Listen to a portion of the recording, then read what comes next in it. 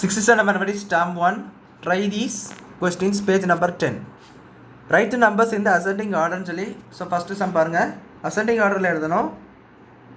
So ascending orderல எழுதுனா கொடுத்திருக்க numbers பார்த்தீங்கன்னா 688, 9, 23,005, அதுக்கப்புறம் 50, 7,500.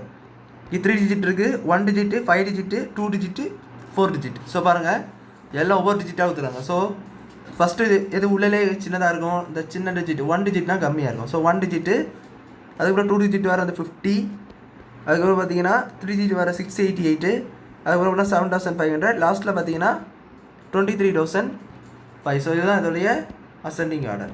ஸோ அசெண்டிங் ஆர்டர் தான் ஏஓன்னு சொல்லி ஷார்ட்டாக சொல்லலாம். ஸோ அடுத்து பார்த்தீங்கன்னா find the least and the greatest among the numbers. So இந்த நம்பர்ஸில் எது லீஸ்ட்டு கிரேட்டஸ்ட்னு கேட்டுறாங்க.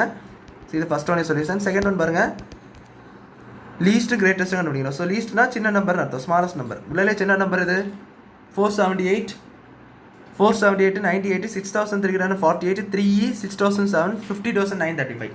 ஸோ பார்த்தீங்கன்னா 3 தான் உள்ளே ஸ்மாலஸ்ட்டு. So 3 answer.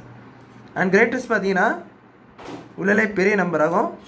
ஸோ உள்ளே பெரிய நம்பர் இது 478, 98, 6,000 இருக்குது. ஸோ 5 டிஜிட் இருக்குல்ல 50,935 இருக்குது. ஸோ அதுதான் உள்ளே பெருசு.